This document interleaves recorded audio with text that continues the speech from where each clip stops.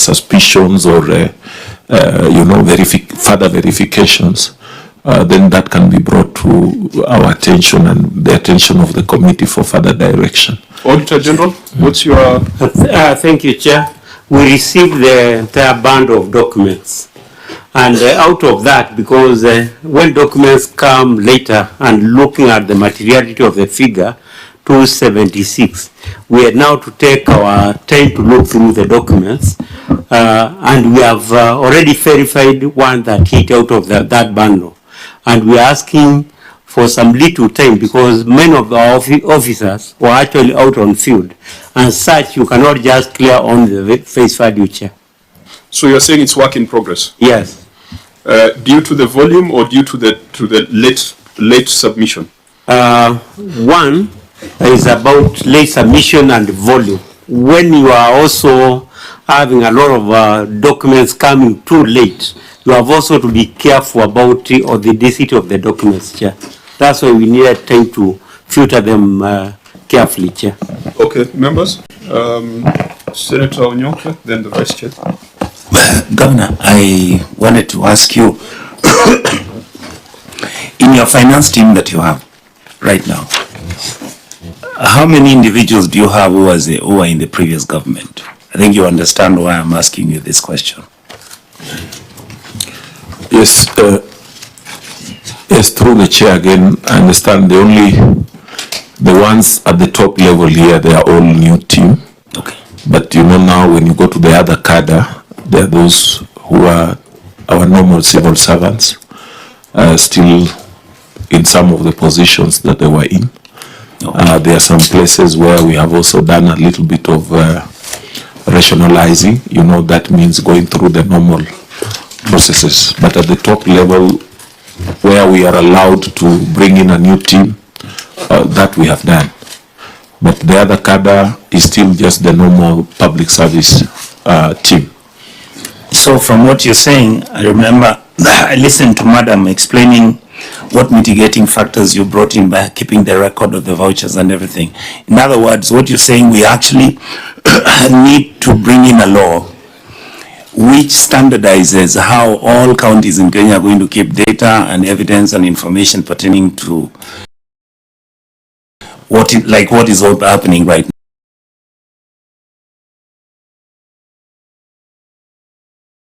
now, so that when you work with. Yes. Okay. Already it's... Do you get all your drugs from KEMSA or other independent, like the one by Catholic? I don't know, it's called Meds. So do you get them from KEMSA or Meds? And then to Sumaili, have you been able to verify these vouchers? Because in their response, and aren't they authentic? You know, Public Audit Act Section 62 on late submission of documentation. Thank you, Chair. Maybe Sumaili and then go. Yes, Chair, and we bought the justification because, as you said, when there is also a change of government, Chair, you have also to be careful about the handover and takeover procedures, and that's why we filtered and said part of it is already verified and the outstanding we have committed, Chair, to verify and advise the committee, Chair. Okay, the general observation around medical procurement? Chair, what we found again, and still is a practice, that the first priority should be KEMSA. If everything can be available from there, it is even easier for procurement. But unfortunately, sometimes they don't have everything. But we have also now come up with KEMSA, especially the counties, with a system whereby even I myself will be alerted on the orders there and what is there and what is not there before a decision is made by the department, maybe to source it somewhere else, because we also found that maybe it was like a lacuna, why sometimes people don't want to procure from KEMSA and they want to go to private vendors. So I'm sure you are aware it's a discussion that county governments have been having with KEMSA to improve those services. But just to answer that question directly, yes, KEMSA is a priority, that medicines, but they also get from other vendors if they are missing. But we also now wanted to know is it really missing, or is it just missing because of you? And that KEMSA has now put a system in place that can alert us that they don't have this. Then we can allow these officers now to go to other entities. Yeah, I think we need to get rid of these questions around record keeping so that the next time we're in the Senate, those are the issues, strategic issues that we are discussing. Unfortunately, we are stuck on vouchers and records, and I don't think that's where we should be 12 years since devolution. Senator Mariam Omar, your final comment on this? Chair, I want to raise also on this schedule 4A. From behind, page 1 and 2. Even if it is a immaterial figure, there is a payment done in 17th February 2024. So auditors check, make notes. On So which page is it? From behind is 1, 2. The annexure. Annexure 4A. The first page. From behind, the last page, 1 and 2. There is 17/02/2024. I don't think it is 17/02/2024. 2024. That's to Joventure Hotel. The dates.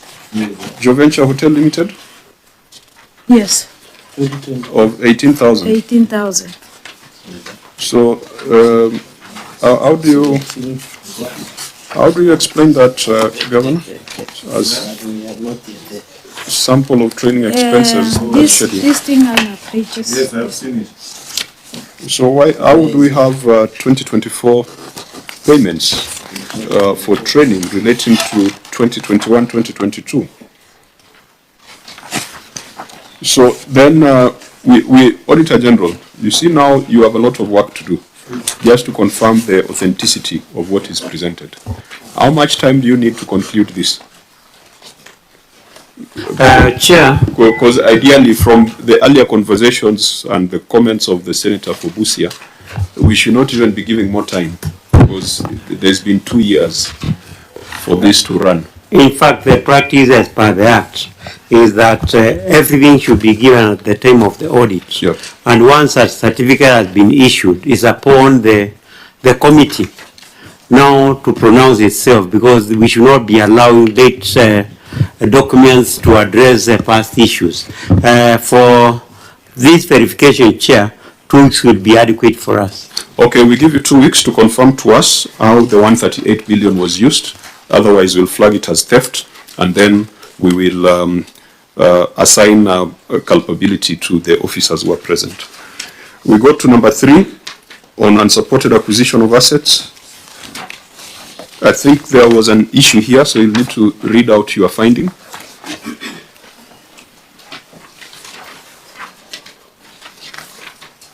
Thank you, Chair. Unsupported acquisition of assets.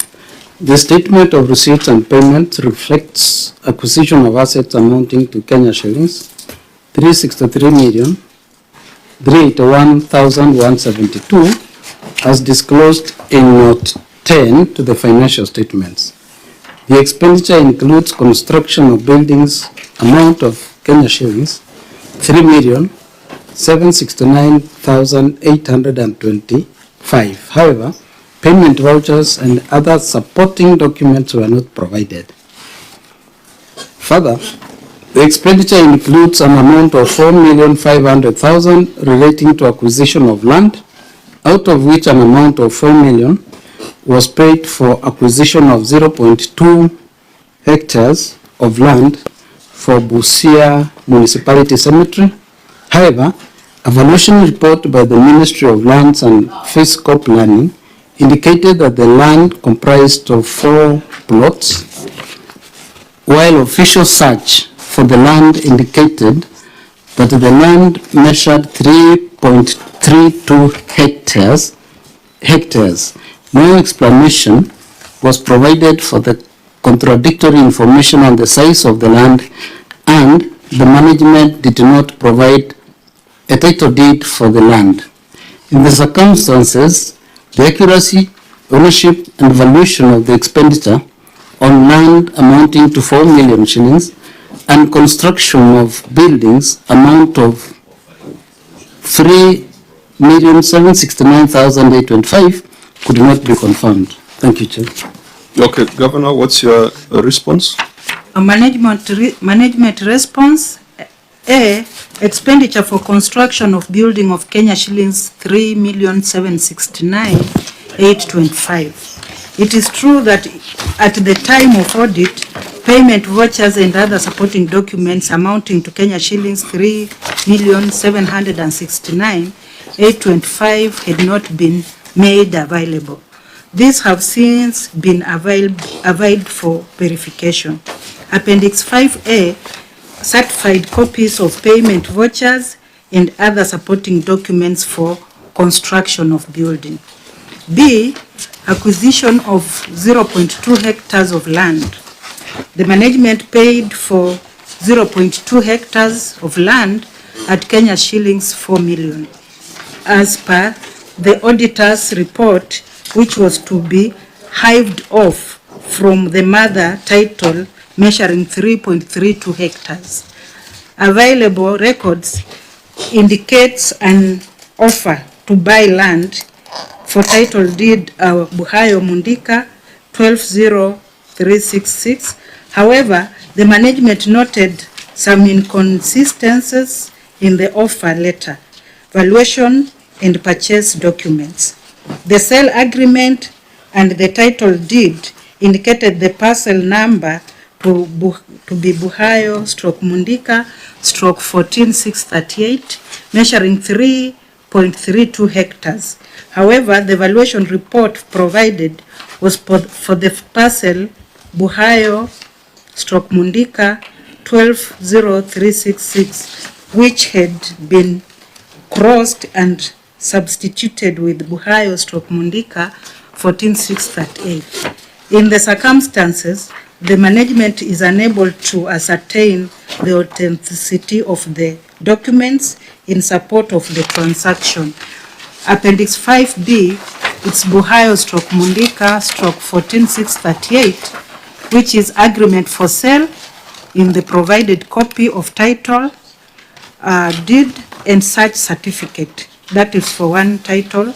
Another number, Buhayo/Mundika 12066, offer letter and valuation report. What is the relevance of the second appendix?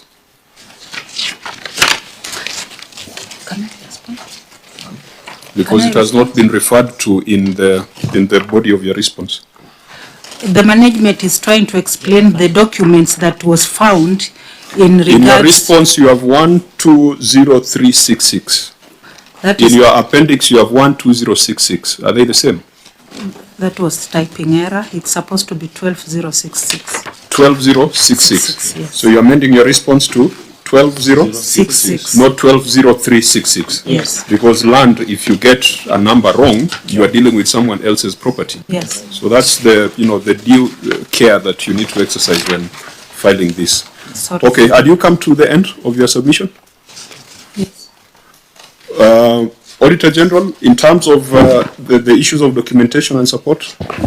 Yes, Chair, the documents for 3.7 million were provided and they have been attached here because there are not many. The issue we have not been able to resolve is the second issue of the cemetery, Chair. Thank you. So, Governor, what's the solution? Because you have said in the circumstances, management is unable to ascertain the authenticity. That kind of language is used by auditors, not management. You are supposed to provide a solution, not cast doubt. Yes. Thank you, Chair. I'm well guided. I think we just need to do further investigations and see how best to come out of this from what the investigators can give us. Because as you can see, with different records for different properties that we are talking about, it became very difficult for us to find out. But as I say, it just now needs a further investigation. Then we can be well advised on what course of action to take. Payment was made. Yes. 4 million. Yeah. You have no title deed. It's not there. It's not there. Yes. And you are also not sure what you're buying. Yes, because what you're being provided for and when you go to check are completely different things. Is there a place, that cemetery, of course, is a physical location. Yes. Do you know the physical space that the county was paying for? If someone was to ask you, take us to the cemetery that we paid 4 million for, are you able to take them? Yes, I can yes, I can take them. It's just near the no man's land on the border between Kenya and Uganda, just next to the border, the one-stop border point.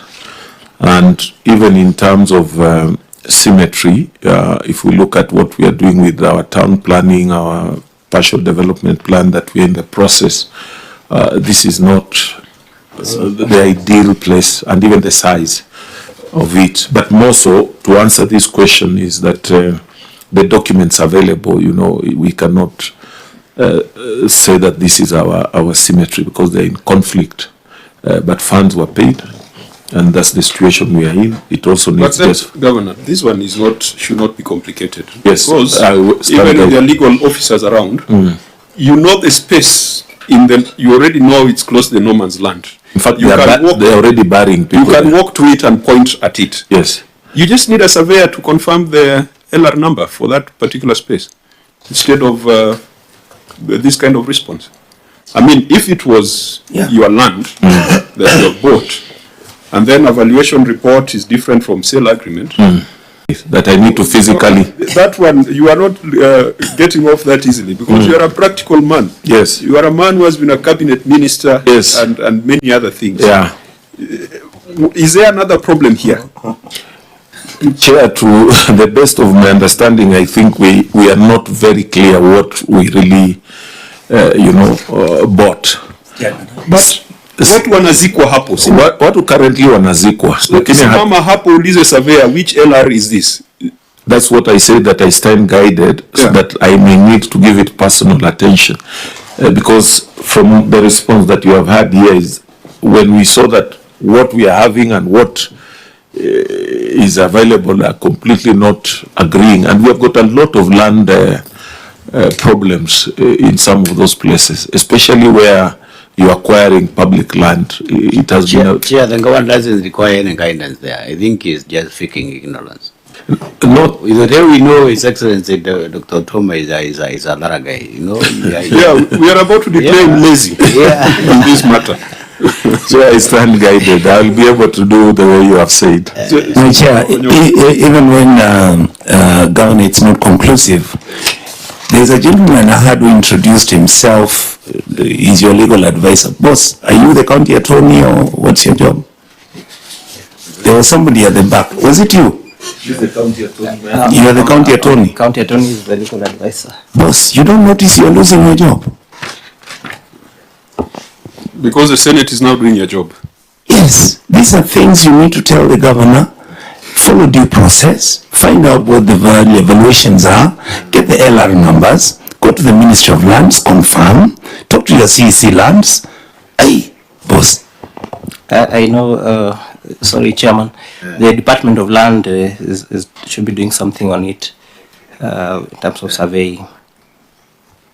Senator Omtata, maybe there's something we are not seeing that you can see with your spectacles.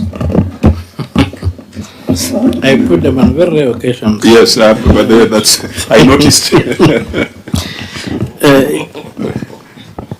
I think, generally, excellent. I think there's a big issue here. It's very clear that the seller is known. He does not dispute he sold the land.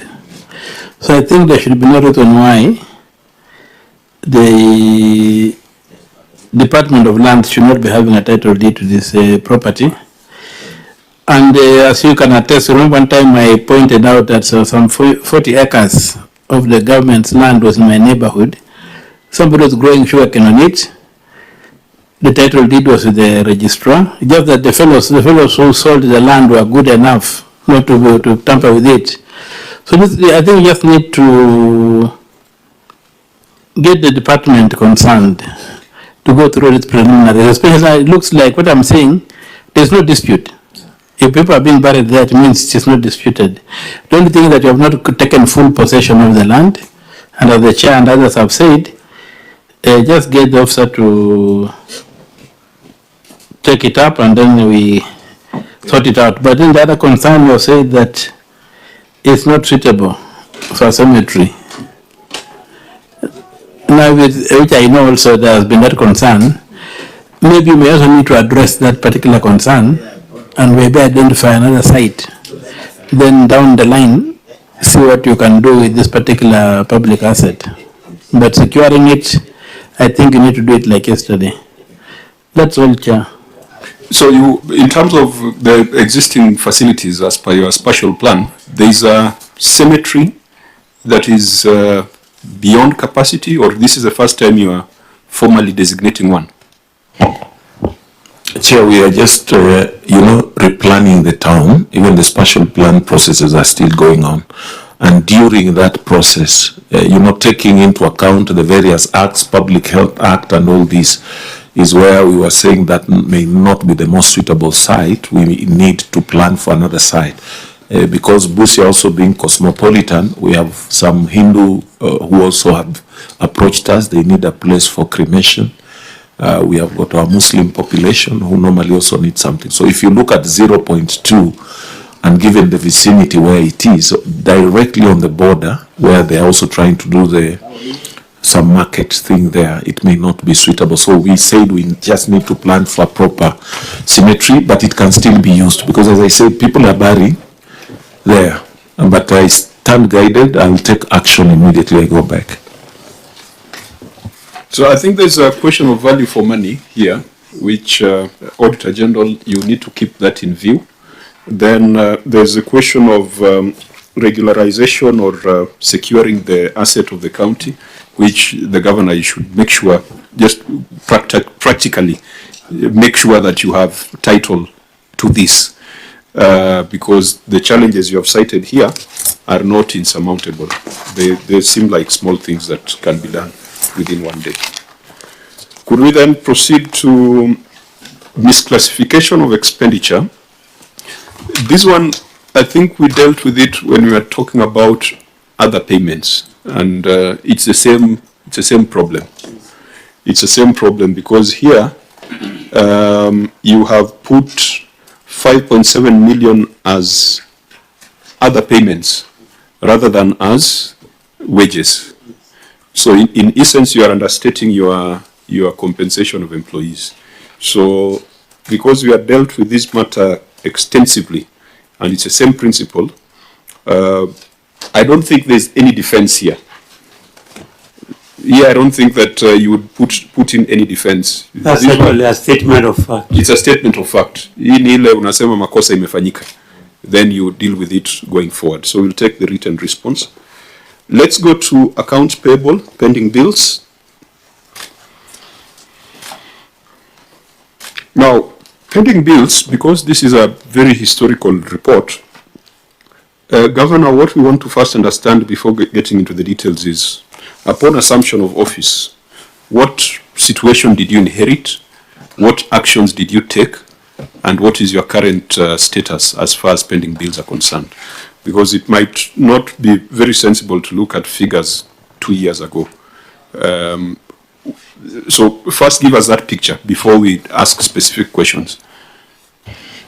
Thank you, Chair. After assuming office, we came up with a task force committee to look into various issues, of course, where pending bills was one of the issues. Once the task force report was available, tabled it to the Assembly and brought back to the Executive to be adopted, we were able to approach the Office of the Auditor General at that time, and we just wanted guidance if they could give us, a team to do the verifications of the task force report which we have had, and to do verification of the pending bills.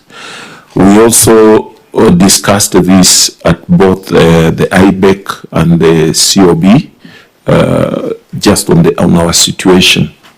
So we got some correspondence from the Auditor General that we could go ahead and appoint a verification committee, which we did, which has since given a report, and now we have an ad hoc committee looking at it.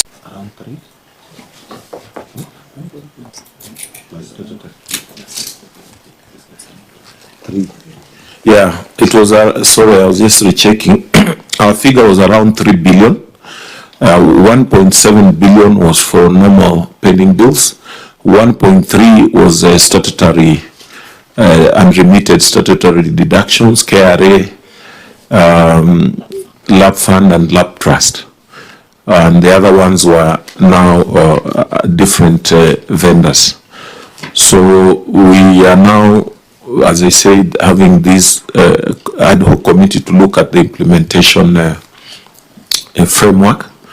We were also required by them to submit the same to COB in terms of how we are going to pay. As I speak to you now, I've also been, we have been, I think the tribunal issues that we were having with KRA, they have also ruled that even if those issues are still going on, we must come up with a repayment plan. Otherwise, you know, they'll be able then to take the next course of action. The other two bodies on statutory deduction, we have also been trying to discuss with them, because most of it is penalty, to discuss with them on how best to be able to pay without crippling the operations of the county.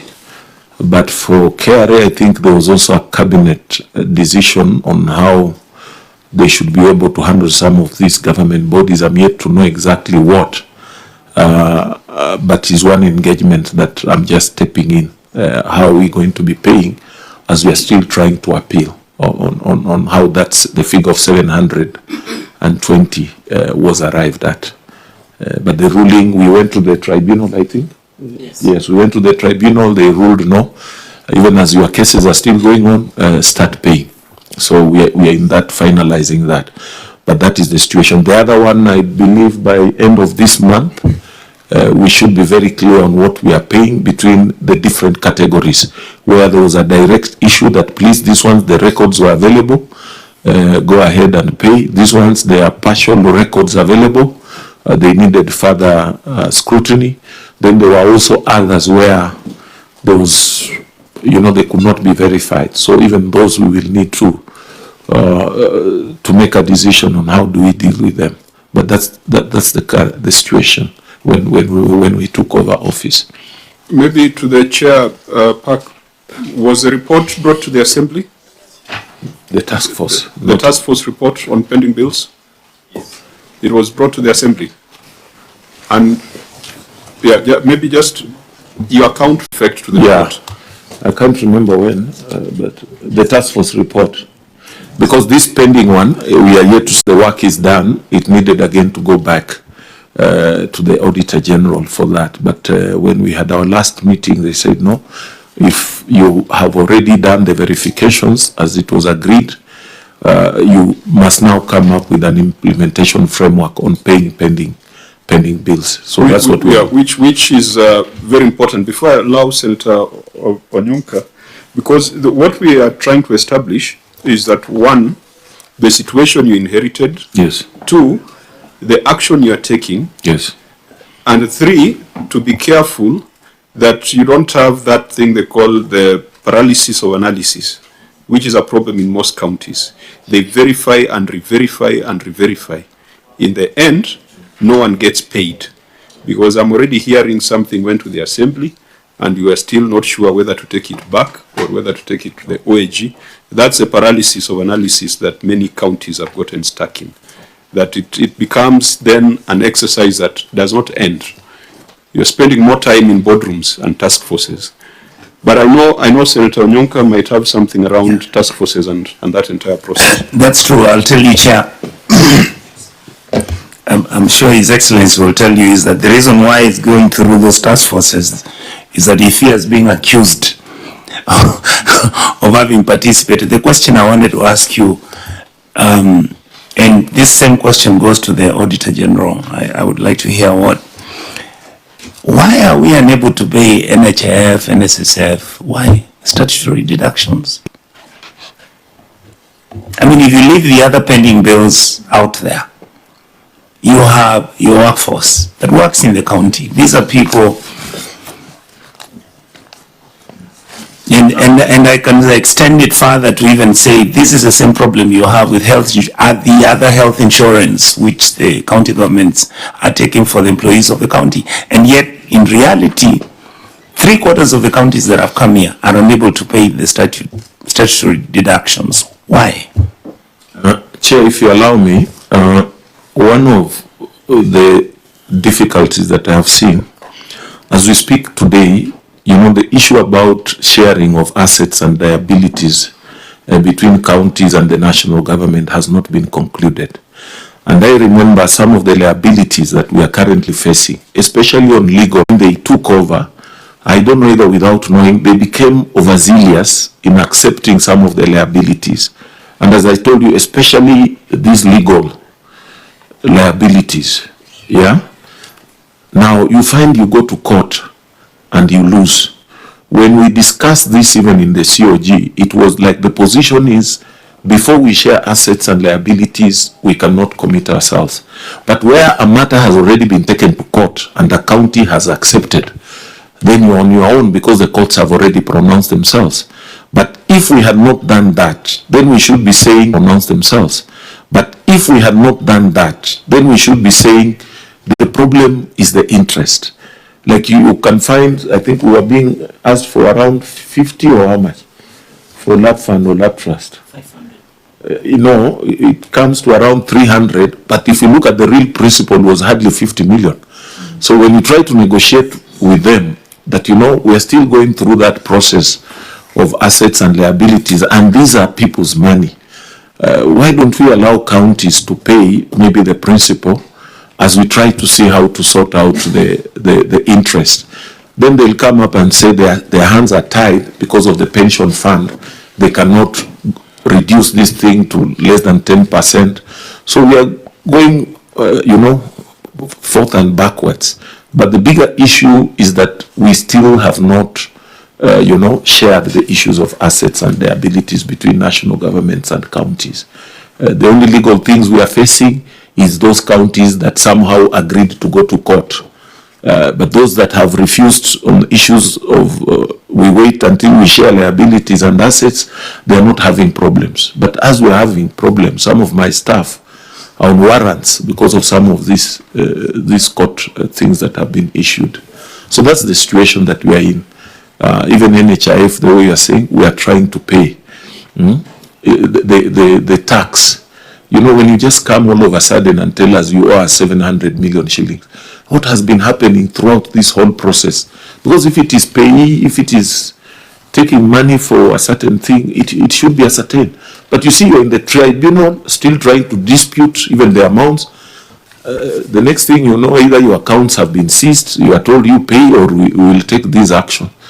So sometimes we are also finding ourselves in very, very difficult situation, because then that means you start making provisions to start paying off. Now, if we are like ourselves to do these 3 billion shillings, then we'll almost be paralyzed. But at the end of the day, we have to find mechanisms on how to pay, and also the national government to accept that if some of these debts are from local authorities, what do we inherit and what can be taken over?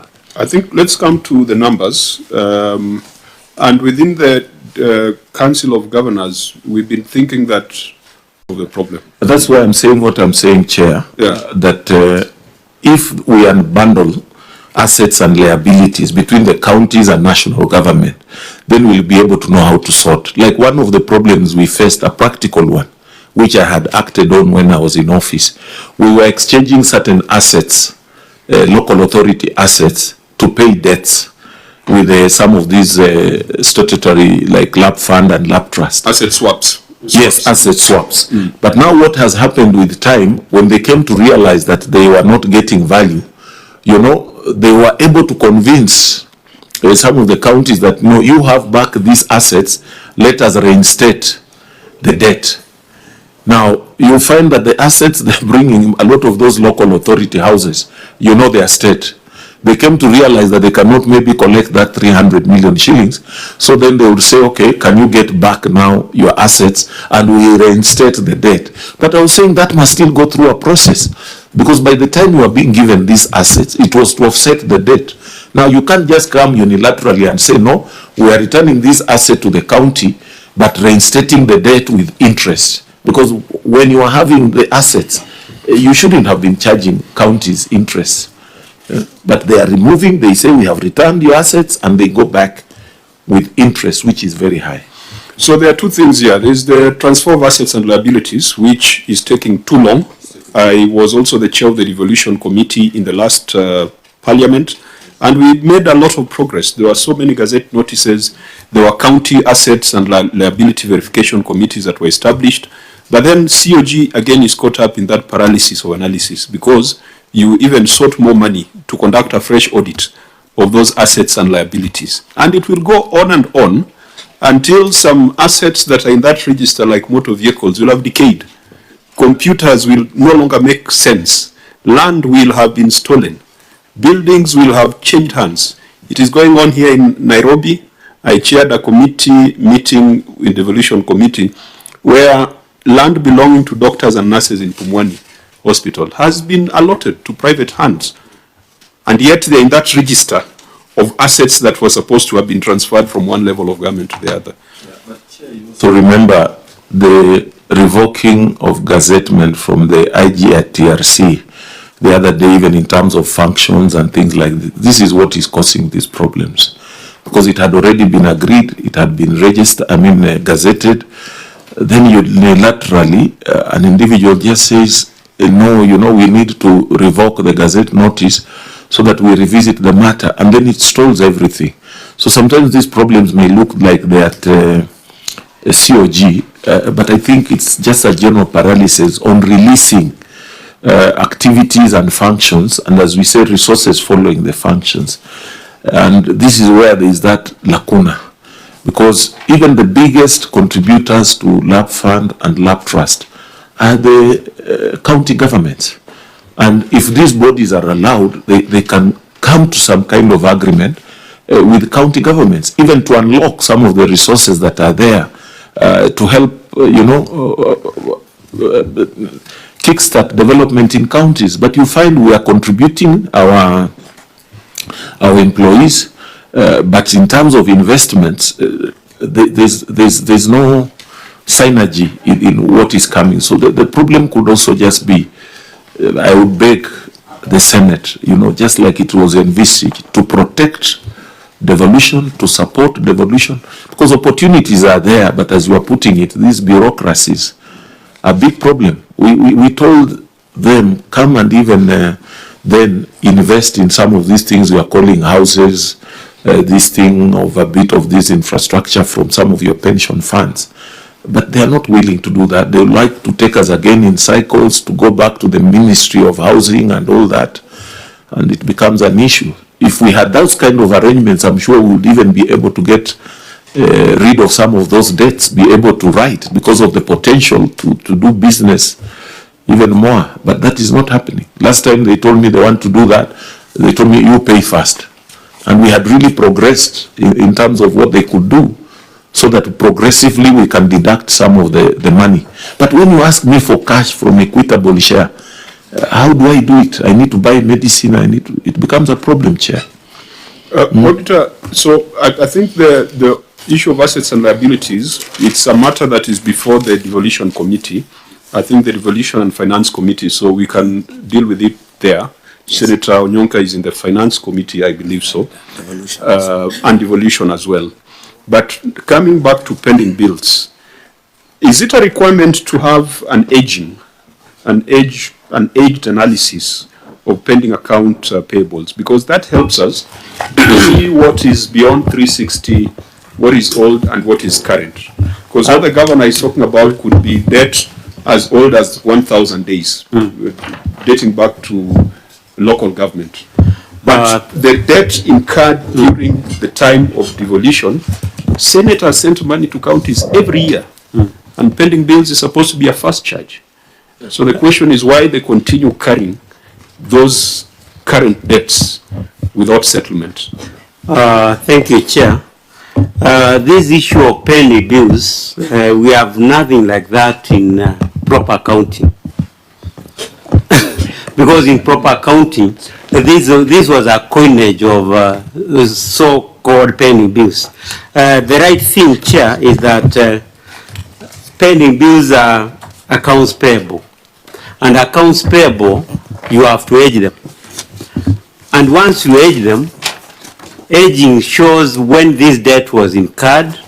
Therefore, you can segregate. If these debts are for 20 years, you can see if it's a debt for 20 years, you have also to, when it reaches the 7th year, Chair, you have to make provisions because the possibility of either recovering or paying for the same becomes a problem. Therefore, aging is a requirement and accounting, Chair.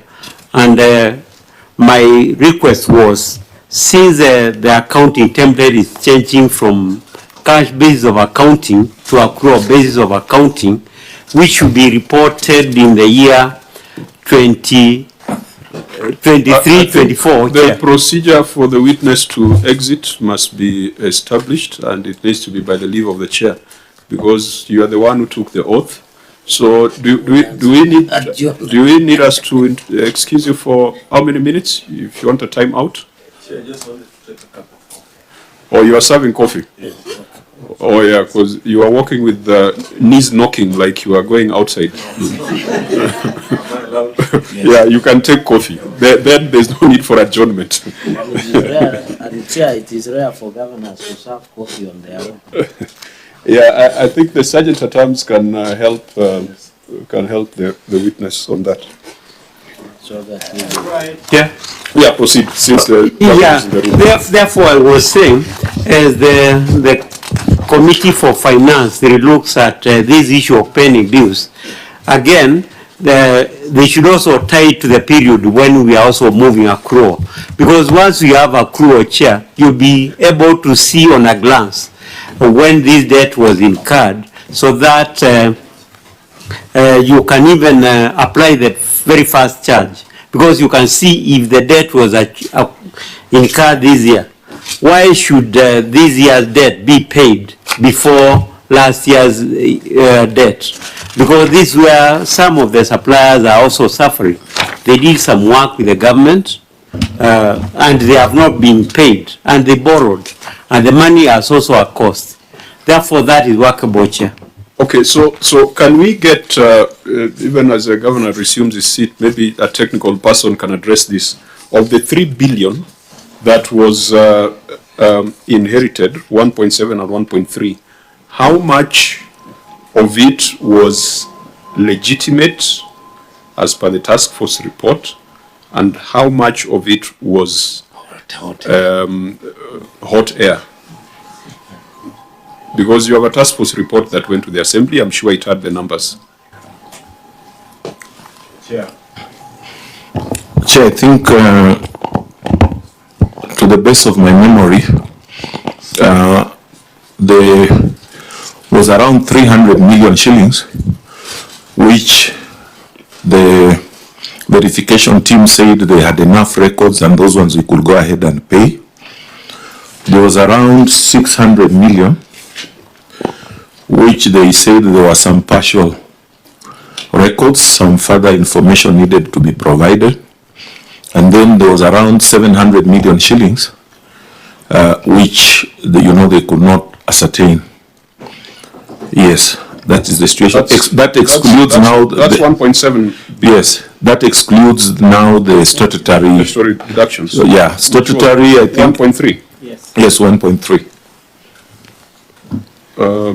Okay, if this report of the task force has been processed by the assembly, that means it's a public document. It is not work in progress. I think what we'll be directing is, for purposes of us to do a report on this, we'll also need to be seized of that report. We need a copy of that report. Can you make sure that the report as approved by the assembly is shared with the Senate? Much oblique. So that we can see those numbers at that point. There are two things, Chair, maybe for clarity. You know, there's the task force report and there's the verification committee's report. The one, because for us to have done verification, we needed authority from the auditor general. That's the team we appointed, the UCO team, that was doing verification. So that came after the assembly? That came after the assembly. It was part of now implementation of the task force reports, recommendations of the task force report. So there was a task force, yes. There was a verification. Yes, there's a verification. And then after that? Now, after this verification is where we are saying we need an implementation framework. Because initially our thinking was that that verification report must be sent to the auditor general before maybe we start implementing. But after we were told no, just go ahead and once, you know, the team that did the verification report is one of the teams that is allowed to do those kind of things, start just having an implementation framework. Then now I said, okay, in that case, let's have a small ad hoc committee to look at it on how we are going to implement. And that's what we said before the end of this month, we should be paying off those people who have got no issues. They should be looking at those ones they said they are partial records, what happens to them. There are those ones where there was no, you know, records at all. So, Governor, in the meantime, people are not getting paid? No, where there are no issues, they are paying. But you see, the report has got various sections. What do we do in places where they are saying you have partial records? So you need a team to look where, just like some of the things we have been having here, that these records have not been availed. And we thought just making a blanket cover, we are going to have problems. We need a team that will tell us, this one they say that this is missing. Who checks? Who finds out what is missing? Is it available?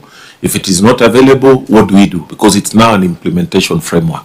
Where they were completely saying that there are no records, what do we also do? Because they are saying there are these demands, but there is no, they can't verify. We will be able to share with you the report so that you see the recommendations that they gave. Okay. So what we are looking at is just the implementation framework. But where the issues are direct, we have no problem with that. Fine, we'll go to Senator Nyonka, then Senator Mtata. Thank you, Governor. The problem you're having is not uniquely a Busia problem. That is exactly the same problem there is in Kisii. So I'm going to ask you a very simple question, and this is the same question I've also asked in Kisii. Your verification team has told you that the money you can pay, and it has absolutely no problem, is 300 million. Yes. Why can't you pay? This is now what we are saying. We want. But you want us to create another task force, to go and bring another task force, to organize another task force, to come and do what the other task force is going to do as a task force. And that's the analysis that I was talking about, that paralysis of analysis. And Chair, through you, Governor Otuoma, through the rule of first in, first out, if there's somebody who worked in 2015, why don't you pay them? You see, this is why we feel so frustrated. Could we, as a governor response, take the intervention from Senator Mtata, then come back to Senator Cherargei. Senator Mtata. This thing of pending bills, Your Excellency, maybe you could tell us what actions you are taking to ensure that we don't incur any of these things that cannot be located. Secondly, the County Assembly passes a balanced budget, and you are the county governor, the county executive, can introduce a supplementary budget where you realize maybe that anticipated revenue is not coming in. Because people put up a revenue of, as you said, 900 million. And by the time you do 1 quarter, you have not raised 100 million. You may need to do a supplementary budget to deal with it. Secondly, I would like to depart a bit from what the Auditor General said about accrual accounting. A government is not a company. Each financial year has got an act to be implemented called Appropriations Act. What mechanism will there be to get something incurred from a different budget introduced into a new budget cycle. So the thing we should just tighten is not to have any debts remaining at the end of the year, because you are implementing an act of parliament or an act of the county assembly, which you call the Budget Appropriation Act, which is fully balanced. So I think what we should encourage our governors to do is to use the facility of supplementary budgeting to make sure that at the close of the year there's no debt. Books are balanced. Books are balanced. Not the company way that you can carry a debt forward, because if you look at the constitution, it's cast in stone that you have to implement the Appropriation Act, which lasts for 1 year. You can do a supplementary Appropriation Act within certain parameters, and then the new budget cycle begins with new things. So I think we just encourage our county governments to find a way of cutting down on expenditure. Like His Excellency said, the MCS bloat the budget. Those kind of things, we also must have mechanisms whereby where that kind of thing happens, the control of budget should participate and ensure that no bloated budget is approved. Otherwise, that bloating of the budget basically means you don't have money, and you are creating expenditure when you have no money, which is illegal. So I think we should just clamp down. Otherwise, we are going to end up in a swamp of pending bills that we shall not be able to get out of. So I really pray that the Auditor General, you encourage governors to put their foot down and make sure that at the end of the year, they have balanced their books, preferably some surplus if there is, but they should be able to absorb all the expenditure of the year without a debt. And where there are any signs of a debt, the Appropriation Act should be used to ensure that the budget is readjusted to cover anything, so that by the close of the new year opens on a clean slate. That way we shall be able to manage this. And I think that has been happening until we got in this devolution cycle, that as you say, the thing of pending bills is a new animal in the arena. So, Excellency, I would really encourage you to put your foot down and say that as we go forward for Busia, we don't carry any debts. We use the supplementary budgeting process to make sure 1 year closes and we close everything of that year. We move the next year, unless the project is running across several years. But each year will be budgeted for in the subsequent budget. That's all, Chairman. Senator Omtata, we will. I think there was a challenge on the Office of the Auditor General, but it's more of a matter of interpretation about pending bills. Accountants say that there's nothing like that, but it's been with us. You've seen national government. I think the the coalition government also had a task force that was established on pending bills back then when Kibaki took over. So it's been a problem. And the other day, the national government made it even murkier by purporting to establish a verification for pending bills across government entities. I don't know whether it covered county governments or it was just for national government. But our problem is that we overanalyze. We must bite the bullet and we must make sure that people are paid. Because in that conversation, I am looking at your Appendix 6A. And, you know, there are debts relating to 2014. 2014. And you still have them here. And the debts of 2014, for example, one of them, the status is that it is verified. Can you go back to your Appendix 6A? Appendix 6A, under construction of buildings. Transmillennium Builders Limited. Debt contracted 18th of June 2014. 2014, original amount 2.4, amount paid 2.1, tax and retention 368. Okay, so the outstanding balance here is 0. So it's been settled? Yes. Okay. You have another one of 2016 of Umbulo Company Limited. File not availed for verification. So these ones where you are saying file not availed for verification, again, what other magic will produce the file? Because file not availed, then it is what Onyonka calls hot air. Why would you spend more money on them? We just want to understand that, because where it is verified, the next consequence is to pay.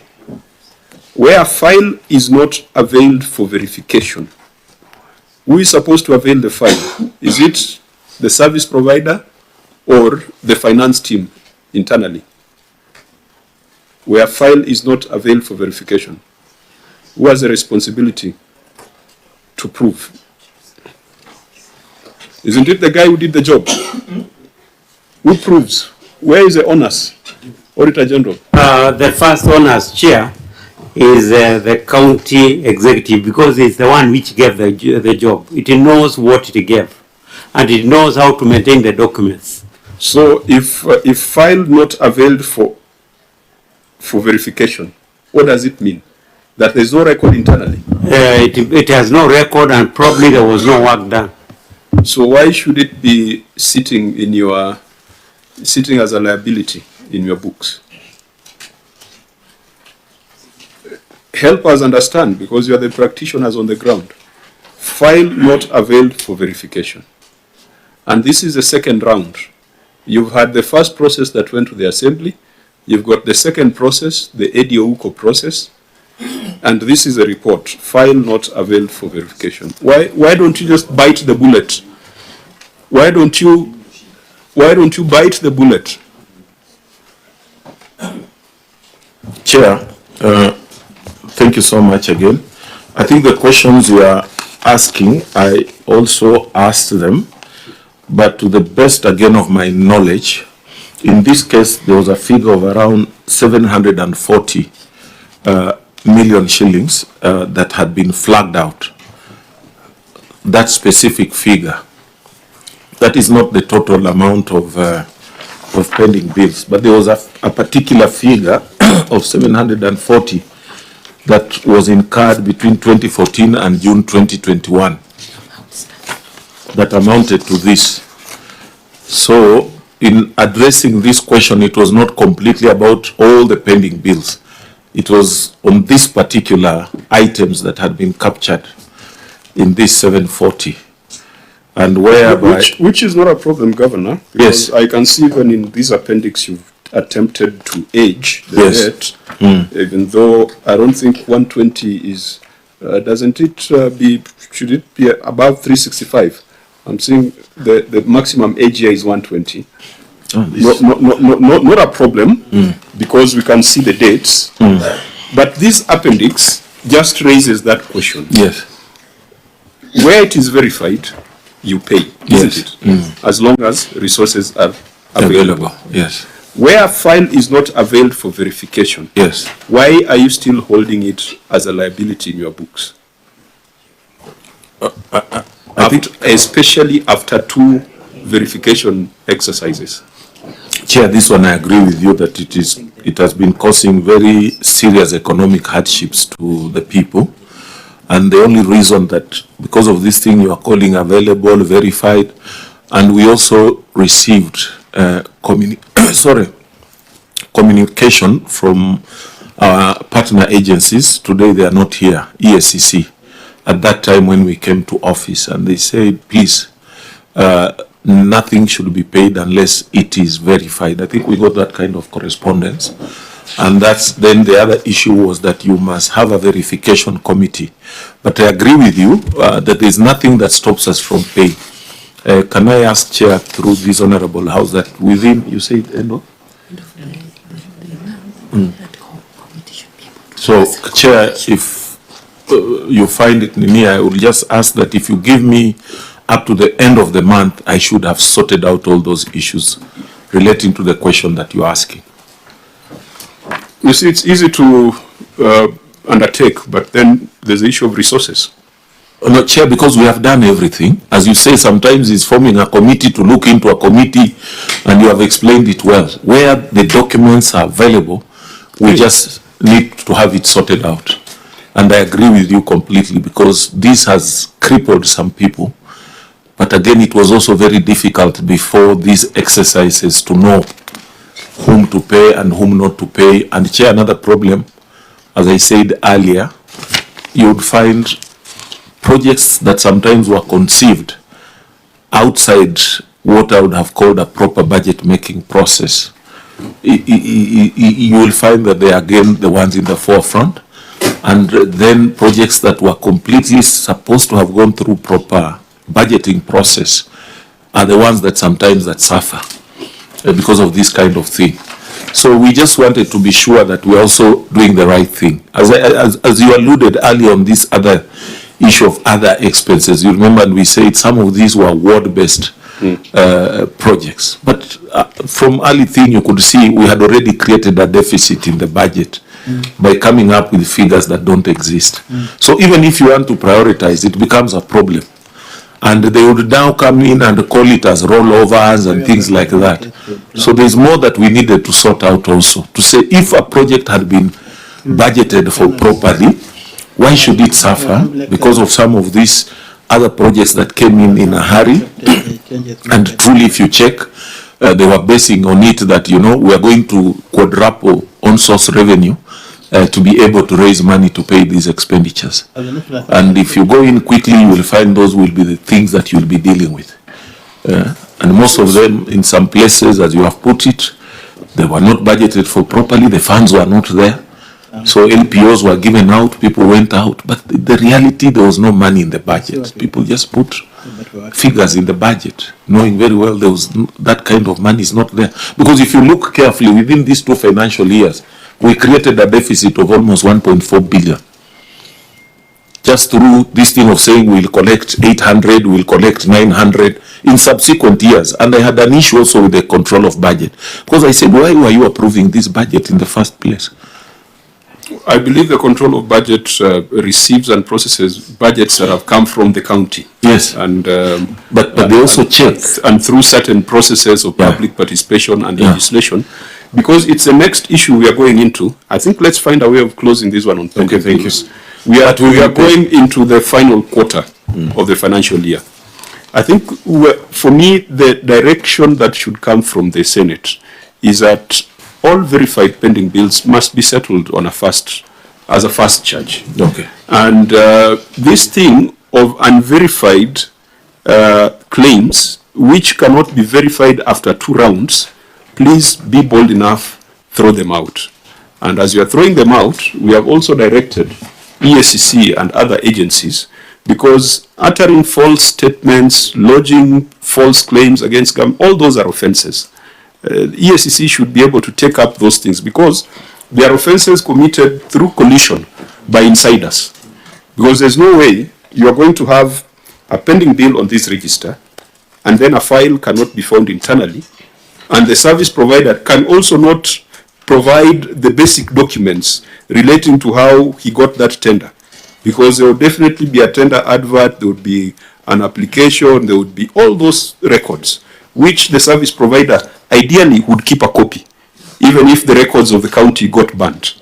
So there has to be some finality to this. For the verified bills, I think the direction of the Senate is these must be paid as a matter of priority. And then we move to the next matter that might pose a challenge to that directive, that is on budgetary performance.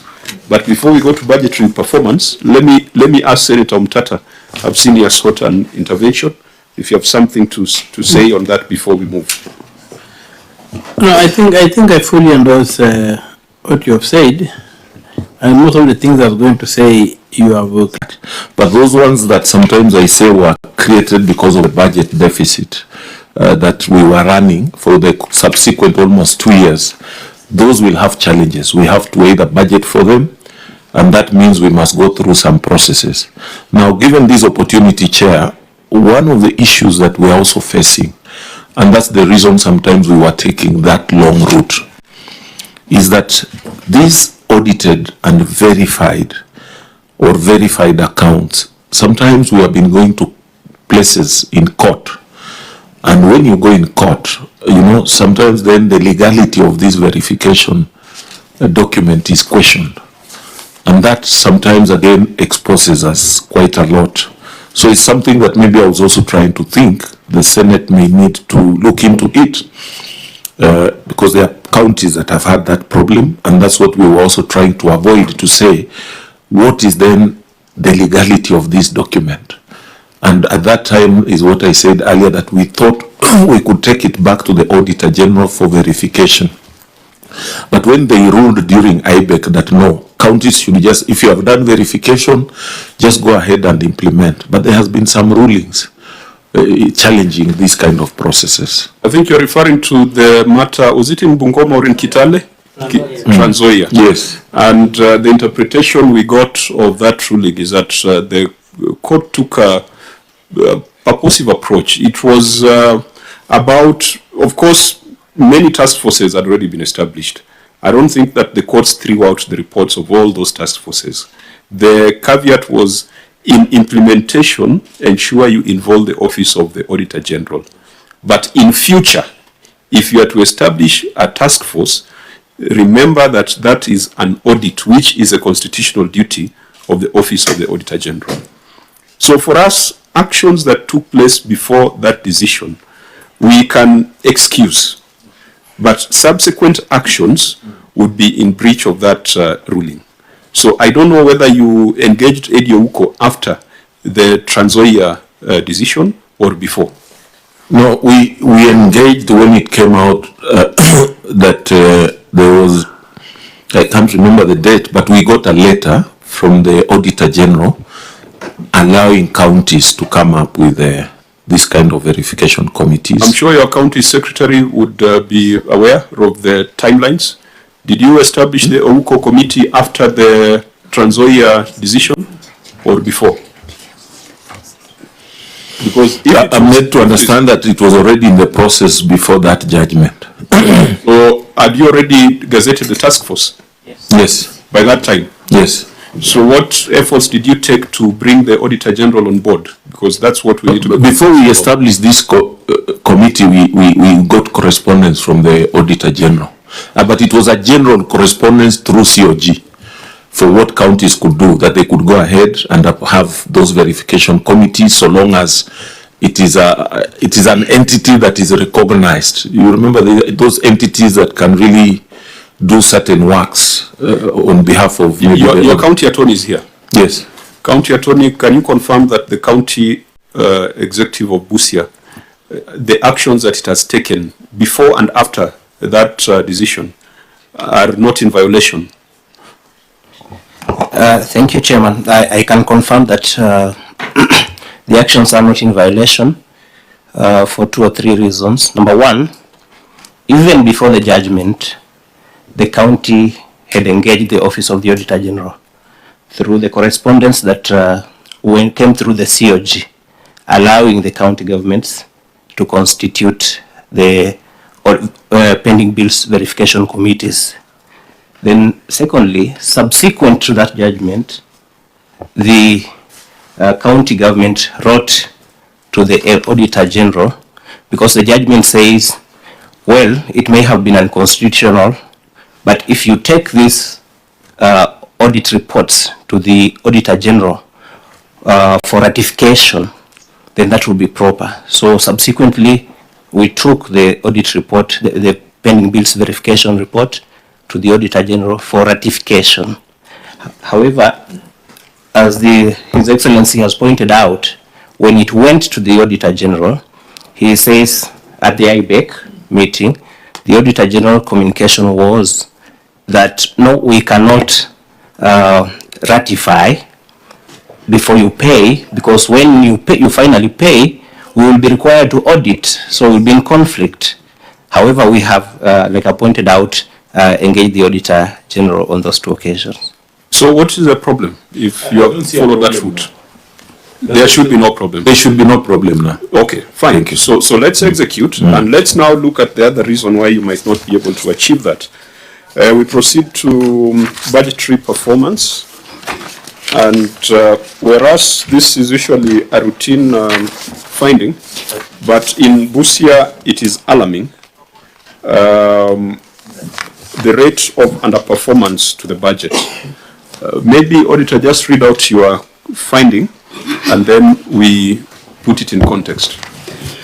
Thank you, Chair. Budgetary control and performance.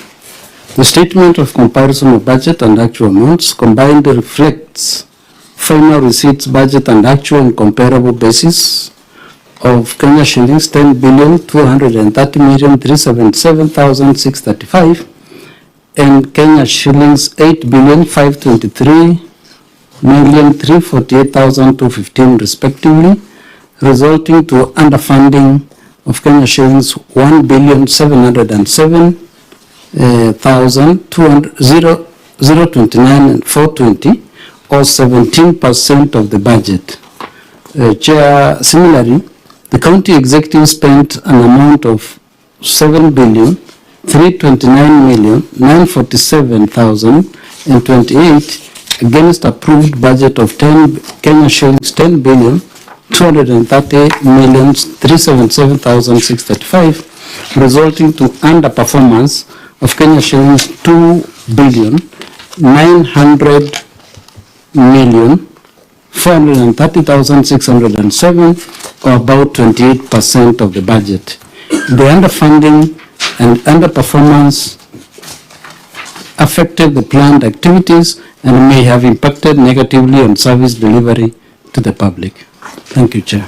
Okay, what was your response, Governor? Management response. The management wishes to acknowledge that there was underfunding due to two reasons. One, an under collection of on-source revenue, which was caused by the following reasons: COVID-19 pandemics, which affected business environment, implementation of one-stop border posed as a result of the East African Protocol, which adversely affected our parking fees collection, an ineffective revenue automation system, and realistic of revenue targets.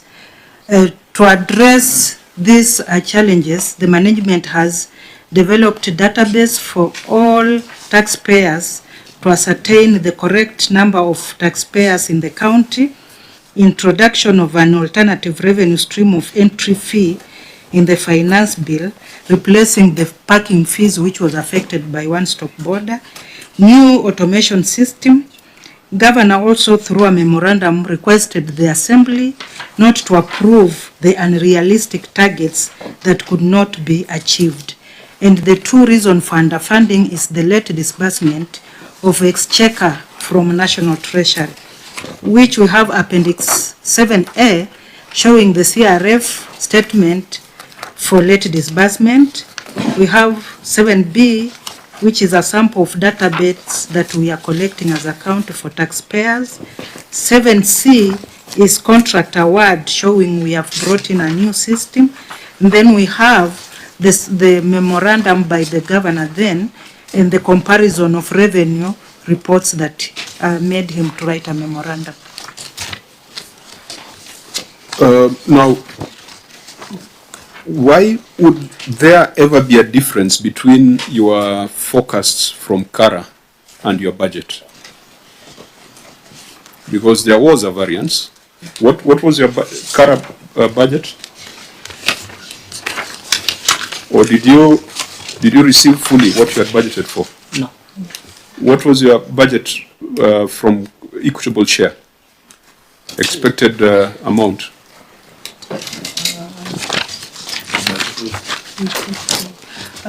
We can check from the then budget. We have an extract.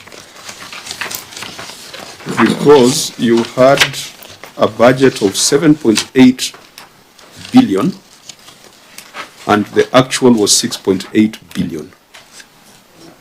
The 6.843, you remember you had explained that amount in the first query.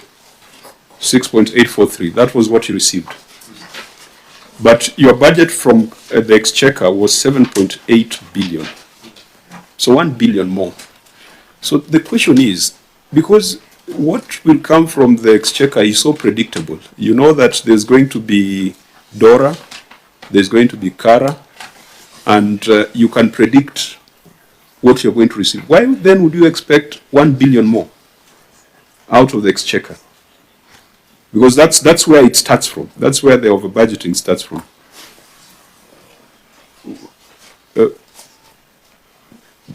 Because Governor, you had alluded to that problem earlier, even though you had accused the Assembly of doing violence on budgets. But I doubt whether they can do 1 billion more. Yes. Explain.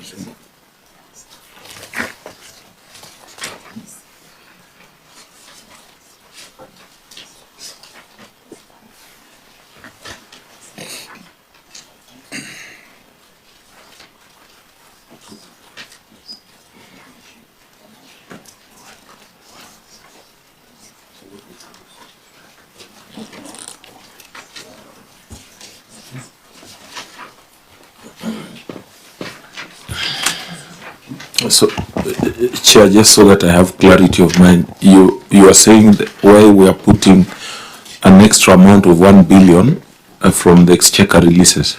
Yes, as your budget. Yes. Now, when this thing has come up, you know, sometimes there has been also the budgeting for the donor funds within the budget process. And you have the extract of the budget? Remember, by the time you are budgeting, the budget policy statement is out.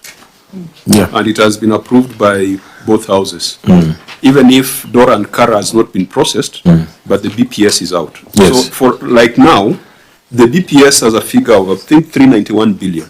And of course, governors and maybe the Senate wants 450 billion. Yes. But you cannot budget on the basis of those sentiments. Definitely. You can only budget on the basis of the budget policy statement.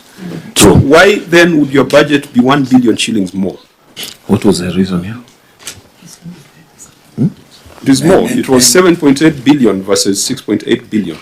And Chair, can I ask a supplementary question on the same? Yes. This is in your report, in your forward by the CCC Finance and Economic Planning. In your revenue sources. You've got a forward there. CCC to table analysis of revenue performance. That's page 8. Is that Roman 8? Of what? The appendix? No, of your financial statement. That is your own report.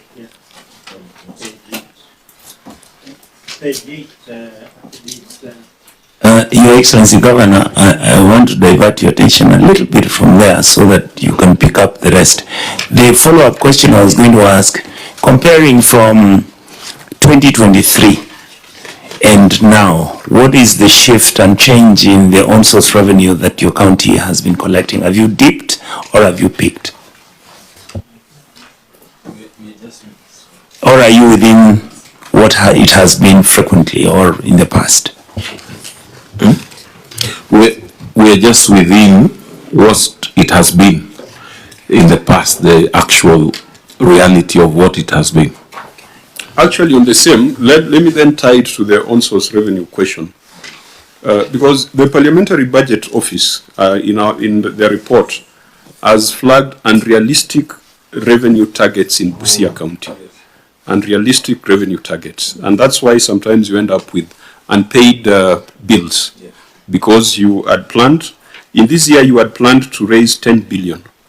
You only raised 8.5 billion.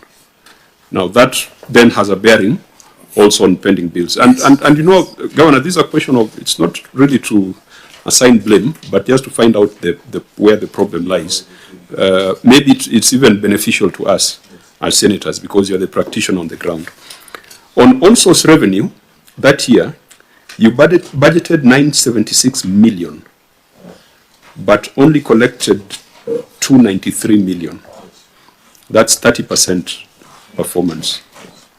So, and you have attributed this to COVID. There was COVID in 2020, 2021, or which financial year? No. COVID started in 2021. It started on the 16th of March 2020, Chair. 2020. So, in this financial year, even those tax waivers, etc., it was predictable. We knew we were in a pandemic year.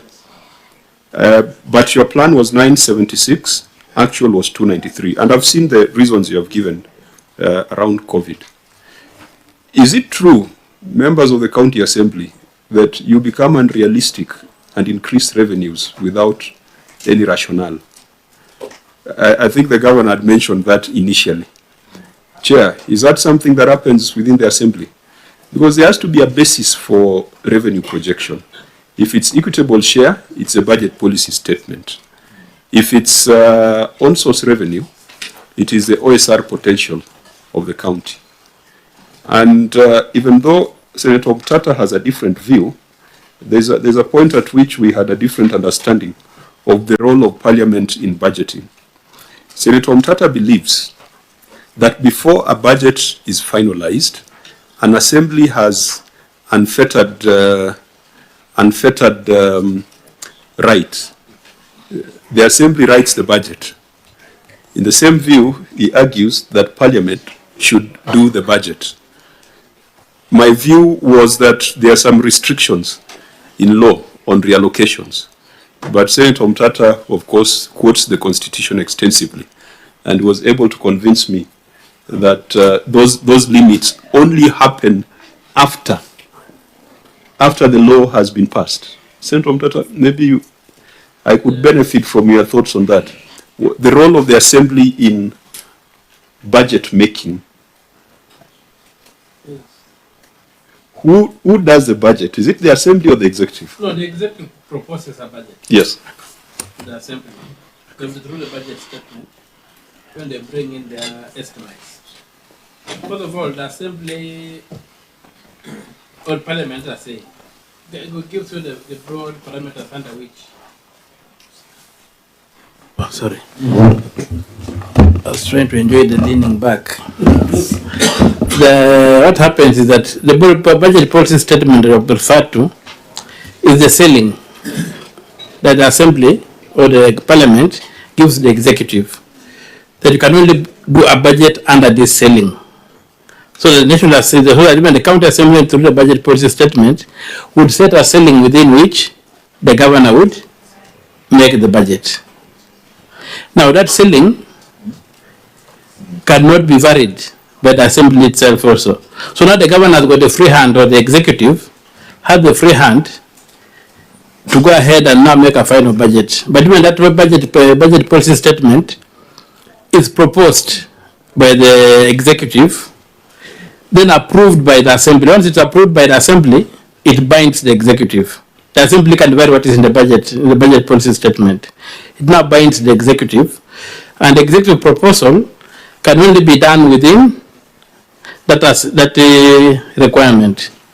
If the Assembly feels like introducing anything into the budget, then, the Assembly, then they must consult the Minister for Finance in terms of the implication of the proposal to amend anything in the budget that has now come from the Executive. Just to go to the Minister of Finance. That's when you look at the Constitution, it requires that where a proposal or an amendment is going to affect what the Ministry has proposed, it now has been consultation with the Minister of Finance, who has the power also to say that you cannot do because these are the implications. So the powers are really balanced. That you are given the power to set the ceiling on the proposal you receive. Then the Executive has a free hand to now work within that ceiling to achieve the budget they want. And should the Assembly want an amendment in that budget now, it must be with the concurrence of the Executive. They cannot just wake up and say we are adding this, and that. No. So, Governor, you had raised that as a challenge earlier, yes, that the Assembly sometimes puts unrealistic revenue targets. And as explained by Senator Mtata, I think you are restricted to operate within the BPS, which is national, and the CFSP. I think at the county, it's a county fiscal strategy paper. Yeah. So how would the Assembly then raise revenues or raise budgets in a way that, you end up with deficits? That's one. Number two is, if the year is coming to a close like now, and you realize you are only at 83% of your revenue, Are you required to do a supplementary to revise your budgets downwards? Because we have only seen supplementaries to revise upwards and rarely to revise downwards. I think that is correct, what you have just said. The only problem that we have, in addition to what the senator has said, on the issue of own source revenue, when you really vary it so much, because even in the county physical strategy paper, you know, you normally provide how you're going to do some of these things. Now, if it goes to the assembly and there are no restrictions at all or any provision to lay a basis on why you think that you'll not collect 300 million, you are going to collect 1 billion. Now, immediately you throw in such a figure without any consideration because there are no ceilings. If you look at the other normal budget, you'll be removing something from here, putting here. But here you are introducing a completely, you know, it's a carte blanche, it's a free thing. You're just introducing a figure, and then you start now allocating to projects this figure that you have just introduced without referring to how that figure was arrived at. How are we going to raise this money? What will be the source? But remember, the CFSP came from the executive. Yes. And it has revenue projection. Yes.